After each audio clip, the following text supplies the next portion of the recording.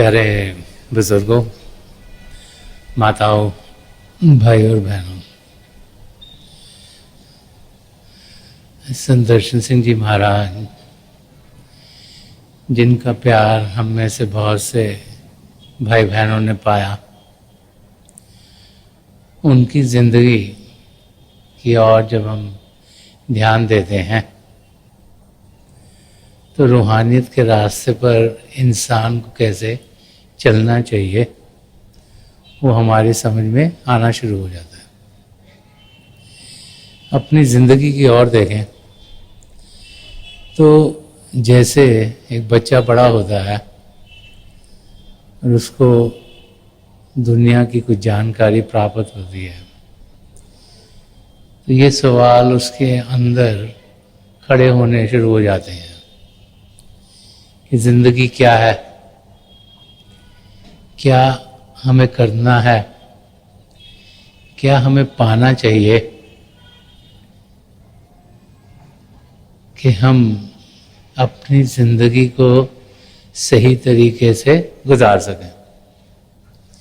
जैसे हम बड़े होते हैं तो हम देखते हैं कि हमारे नज़दीकी इस दुनिया से चल बसते हैं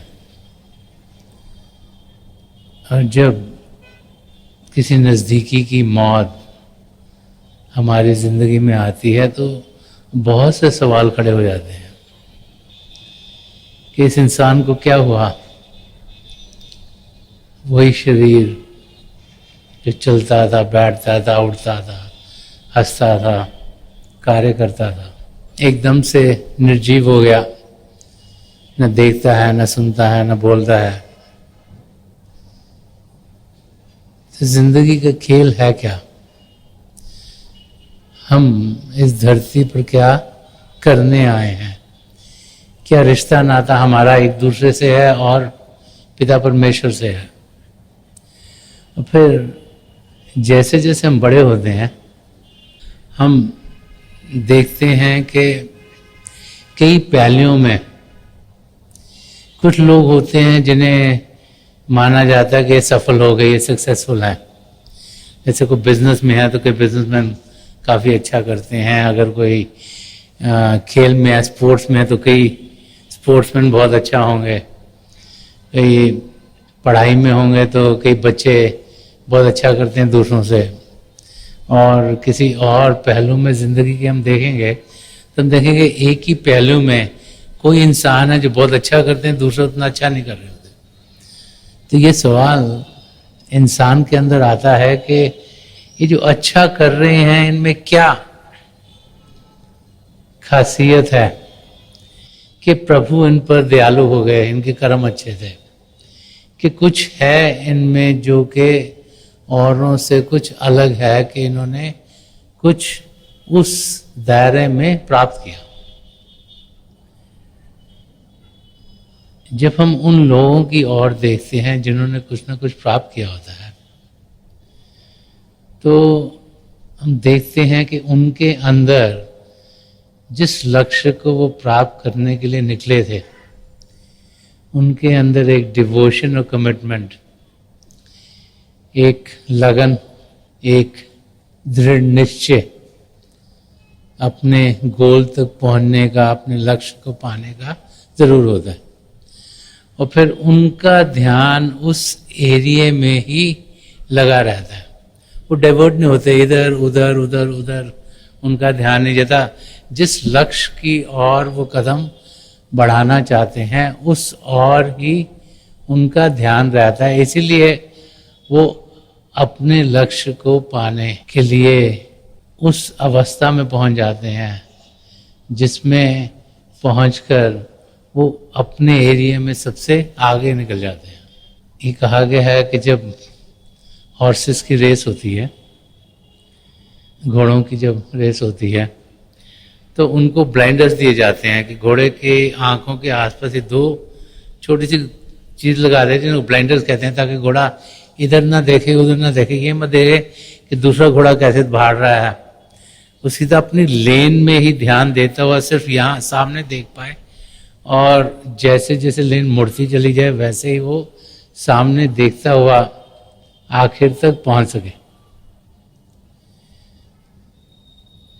जब इंसान की समझ में ये आता है कि कुछ है जो मैं देख नहीं रहा, कुछ है जो हमारी समझ के बाहर है, कुछ तो है कि इंसान पैदा होता है, जीता है, खाता पीता है, बड़ा होता है, फिर उसकी मौत हो जाती है, कि ये सब है क्या। जब इस किस्म के सवाल हमारे अंदर उठते हैं तो सबसे पहले तो हम अपने धर्म की ओर बढ़ते हैं।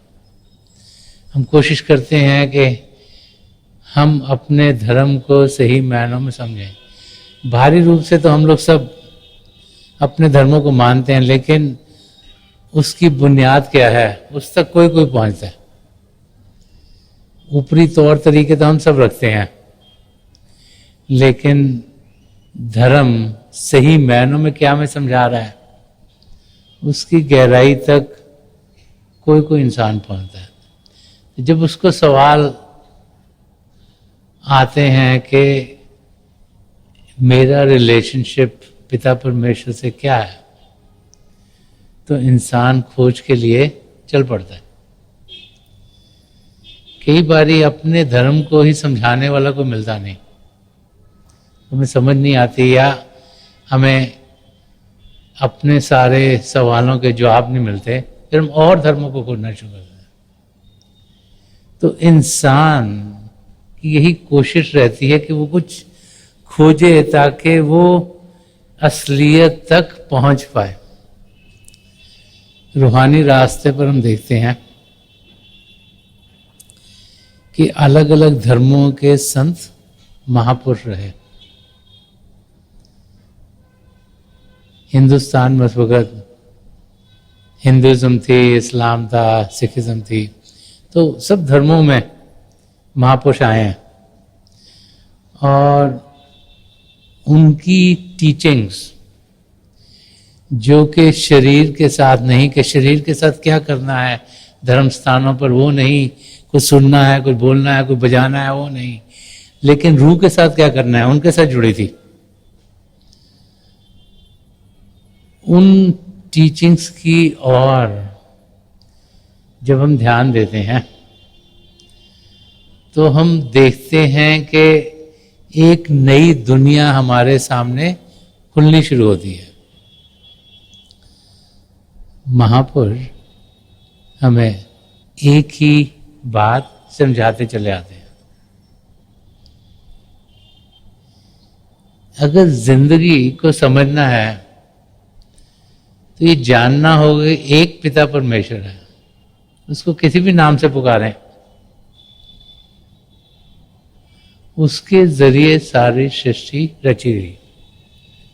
हजारों नाम इंसान उस पिता परमेश्वर को देता है, अपनी अपनी भाषाओं में, अपने अपने ख्यालात से, अपने अपने तौर तरीकों से पिता परमेश्वर को हम याद करते हैं, उनकी पूजा करते हैं, उनका पाठ करते हैं, उनकी नज़दीकी पाते हैं, उनकी ब्लेसिंग्स चाहते हैं। महापुरुष समझाते हैं कि उस पिता परमेश्वर की जानकारी हम पा सकते हैं। हालांकि वो असीम है, अनलिमिटेड है, मगर इंसान पिता परमेश्वर की जानकारी पा सकता है और उनकी जानकारी पाने के लिए जिस मन इंद्रियों के घाट पर हम जी रहे हैं, इससे हमें ऊपर उठना होगा। कि मन इंद्रियों के घाट पर जीते हुए, जो कि हम सब करते हैं सुबह से रात तक, मन के जरिए विचार आते हैं, विचारों के जरिए बोल आते हैं, बोलों के जरिए कार्य होते हैं। इंद्रियों के जरिए इंसान देखता है, सुनता है, स्पर्श की इंद्रिय, सूंघने की इंद्रिय। तो इनके घाट पर ही हम जीते हैं और इनके जरिए सब कुछ हमारे अंदर वो हो रहा है जो इस घाट का हो रहा है, इस एरिया का हो रहा है। जैसे अगर आप टीवी पे कोई चैनल लगाएं तो जो भी चैनल आप देख रहे हैं, लेट्स से वो स्पोर्ट्स की चैनल है, तो उसमें स्पोर्ट्स की चीज़ें ही आ रही हैं, तो उसी की जानकारी मिलेगी। तो इस समय हम सब मन इंद्रियों के घाट पर जीते हैं, और उस घाट पर जीते हुए सिर्फ इस बाहर की दुनिया की जानकारी ही पा सकते हैं।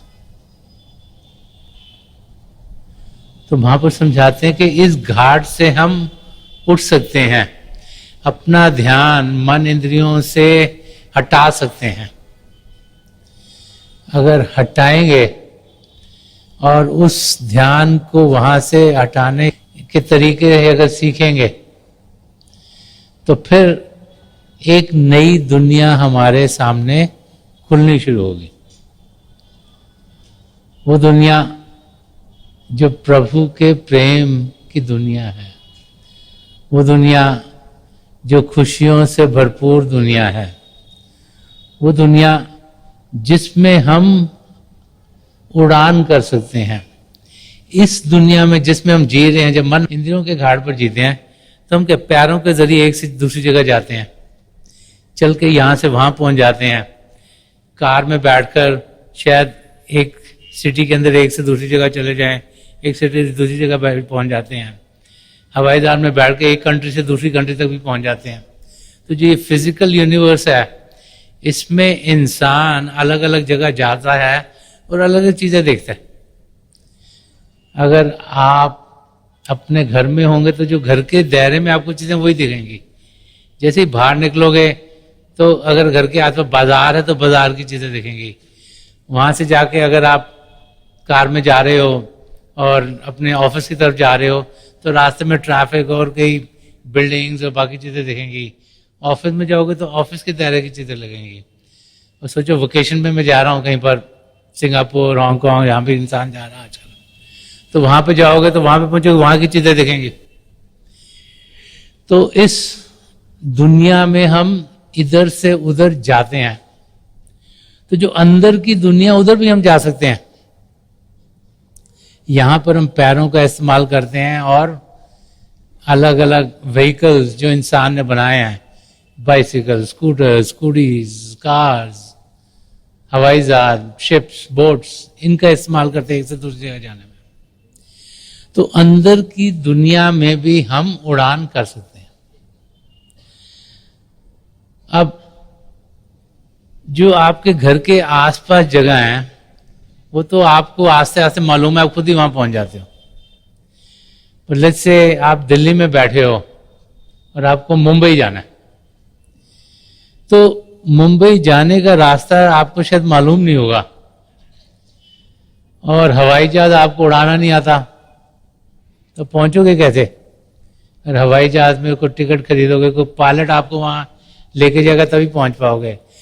तो जितनी दूर जगह हमें लगती है, उतना ही हमें कोई ना कोई जो उस जगह को जानता है उनकी जरूरत है, नहीं तो हम वहां पहुंच नहीं पाते। इसीलिए जब महापुरुषों के वचनों को हम पढ़ते हैं तो बार बार बार हमें ये समझाया जाता है कि हम एक सच्चे गुरु की खोज करें।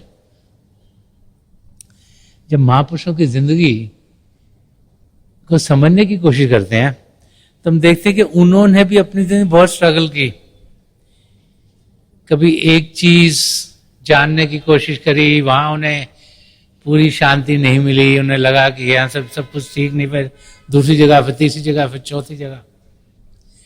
जब बाबा जयमल सिंह जी महाराज की जिंदगी की ओर देखते हैं तो कहते हैं कि 3 साल की उम्र से उनको अंदर से लगन थी कि मैं सच्चाई के बारे में जानकारी पाऊं। 5-6 साल की उम्र तक उन्होंने कई शब्द और धर्म ग्रंथ पढ़े, उनकी जानकारी पाई, उनके भजन और शब्द गाना भी शुरू करे। कभी एक गुरु के पास गए, कभी दूसरे गुरु के पास गए, कभी तीसरे गुरु के पास गए। ढूंढते ढूंढते ढूंढते ढूंढते किसी ने उनको एक नाम की देन दी। लेकिन जब गुरबानी में उन्होंने पाया कि 5 नामों की देन होनी चाहिए, तो नाम क्या है उसकी जानकारी पाने की उन्होंने कोशिश की। और जब उसकी खोज करते रहे, क्योंकि एक नाम से उन्हें तसल्ली नहीं हुई, तो करते करते करते वो स्वामी जी महाराज के पास पहुंचे। स्वामी जी महाराज के कई सत्संग सुने। फिर जब स्वामी जी महाराज ने उन्हें एक बैठक दी, अभ्यास दिया, अंदर की दुनिया में पहुंचे, तब जाके उन्हें तसल्ली हुई, यकीन हुआ कि वो सही जगह पर पहुंच गए हैं। तो खोज करना जरूरी है, इंसान को करना चाहिए ताकि उसकी तसल्ली हो। जो संतमत का रास्ता है बार बार कहता है कि हम अपने को उस स्टेट में मत लाएं जिसमें कि किसी के कहे पर हम कोई चीज मान लें। हम खुद अभ्यास करें, हम खुद अनुभव करें, हम खुद प्रभु को पाने के रास्ते पर कदम बढ़ाएं, और जब उसका हमें अनुभव होगा तब यकीन करें कि ये रास्ता वही है जिसके बारे में समझाया जा रहा है। संत कृपाल सिंह जी महाराज फरमाया करते थे कि सीइंग इज अबव ऑल, कि खुद देखना सबसे ऊंचा है। वो इन भारी आंखों की बातचीत नहीं करेगा, अंदर की दुनिया को देखना सबसे ऊंचा है। बाहर की दुनिया की तो इंसान बहुत सैर कर सकता है, लेकिन अंदर की दुनिया की सैर कौन करता है? और अंदर की दुनिया की जानकारी कौन पाता है? जिसने पा ली उसकी जिंदगी सफल हो गई। और उस अवस्था तक हम सबको पहुंचना है। तुलसी साहब ने समझाया है कि एक सदगुरु की जरूरत क्या है हमें।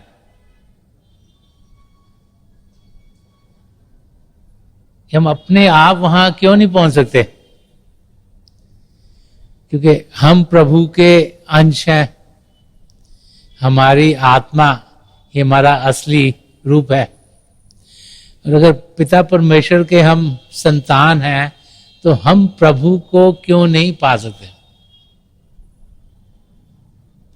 वहां पर समझाते हैं कि इस शरीर में हमारे साथ मन है जो हमारा ध्यान बाहर की दुनिया में रखता है, और जितनी ज्यादा देर ध्यान वहां रहेगा तो असलियत की दुनिया में हम पहुंच नहीं पाएंगे। एक द्वार जो यहां 2 आंखों के बीच में 10वां द्वार जो अंदर की दुनिया में खुलता है, वो हम सबका बंद है। जब तक उसको हमें खोलना नहीं आएगा तो हम अंदर की दुनिया में जा नहीं सकते। तो खुले कैसे? अगर हमें उसको खोलने का तरीका ही नहीं आता, वो खुल जाए, सिम से अगर खुल जाए फिर तो सबको मजे लग जाए।